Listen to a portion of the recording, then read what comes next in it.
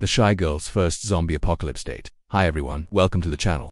Today we have another post-apocalyptic romance for you, so like always, let's jump right into it.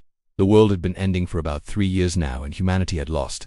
There were only a few thousand humans left alive in the entire world, and most of them lived in an area that was known as the Bubble, because they tried their best to keep the undead out. It was a small price to pay for safety. The walls around the bubble were around 12 feet tall and 4 feet wide at the top, so nobody could climb over them.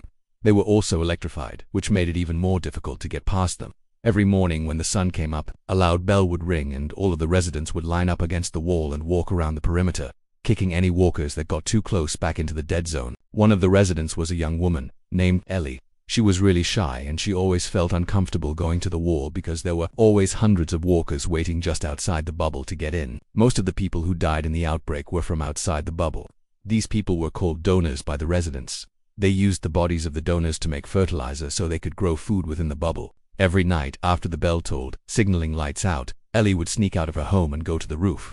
She didn't do this to meet other people or anything like that. She just liked being away from everyone else and watching the stars. Her parents thought she was crazy for doing this. They told her she was risking her life for no reason, but Ellie never listened to them. One night while she was on the roof, she saw a figure drop down from the top of the neighboring building. This caused Ellie to duck behind one of the water tanks on the roof. She heard footsteps near her hiding spot, but they kept walking. Ellie decided that she wasn't going to hide on the roof anymore. She climbed down the side of the building and jumped over the fence. She didn't want to get too far away though. She just wanted to be on the ground level instead of the roof. As she moved through the tall grass, trying her best to stay hidden from anyone who might be looking for her, she came across a man. He had his bow and arrow and he looked like he was ready to hunt. His name was Hunter and he noticed Ellie hiding in the bushes. He asked her what she was doing there, and she told him about how she could unsleep, and she needed to get away from all of the noise. Hunter told her that it was dangerous for her to be out here, but she insisted that she could handle herself. She knew that if her parents found out that she was out here, they would ground her for weeks, so she lied to Hunter and said that she lived in a different part of town. Hunter believed her and he didn't say anything else about it. They stood there talking for a little bit before Ellie told him that she should probably go home. As she turned to leave, Hunter asked her if she wanted to go on a supply run with him the next day.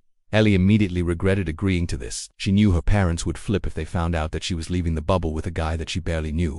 When the sun began to rise, Ellie slipped out of her house again and met Hunter by the fence. He handed her a backpack filled with supplies and told her to keep an eye out for walkers. The two of them snuck through the dead zone, avoiding all of the houses and buildings where the infected might be staying. After about an hour of walking, they came across a grocery store. Hunter told Ellie to wait here while he went in to check for supplies. He grabbed a knife from his belt and held it in front of him as he walked inside.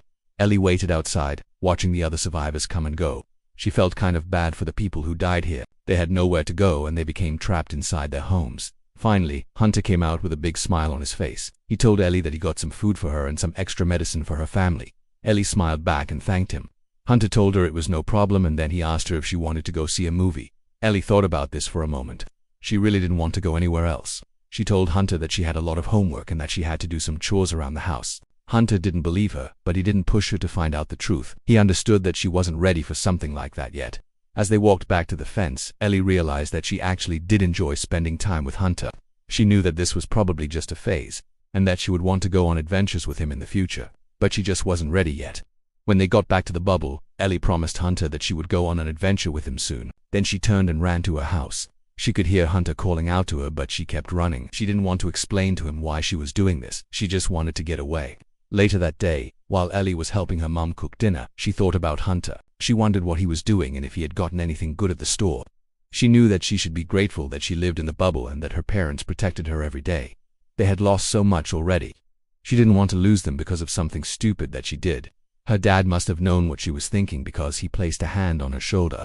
He told her that he knew it could be scary living in the bubble, but that it was necessary to survive. Her mom nodded in agreement. She told Ellie that she knew it wasn't easy being so close to all of those walkers, but that they had to do what they had to do.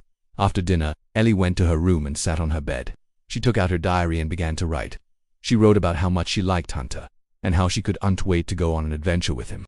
She knew that her parents wouldn't approve, but she didn't care. She was tired of living in the bubble and she wanted to see what was on the other side. The next day, Ellie woke up early and snuck out of her window. She met Hunter by the fence and the two of them headed out. This time, they went to a hardware store. Ellie helped Hunter look for supplies while he explained the importance of each item. She listened intently, pretending that she knew what he was talking about. When they were done gathering supplies, they went to an abandoned gas station. Hunter told Ellie that he needed to check the cars for supplies, so he went to the back of the station while she stayed up front. A group of people walked up to Ellie and asked her where Hunter was. Ellie told them that she didn't know and that she hadn't seen him since they arrived. The leader of the group told her that they were looking for him because they wanted to join forces. Ellie refused, saying that she didn't think that was a good idea. The man grabbed her arm, but she slapped him. He yelled at her, telling her that she was going to regret this. Just then, Hunter came out from behind one of the cars. He pulled his bow back and aimed it at the man's chest. The man froze in fear. Hunter slowly lowered his bow and told the man that if he ever touched Ellie again, he would shoot him. The man nodded quickly, and then he and his group disappeared around the corner. Hunter turned to Ellie and asked her if she was okay. She nodded, still shaken from the encounter. Hunter wrapped her in a hug, trying to comfort her. Ellie hugged him back, burying her face in his chest. When they pulled away, Hunter told her that he would protect her no matter what. Ellie smiled up at him, feeling safe in his arms.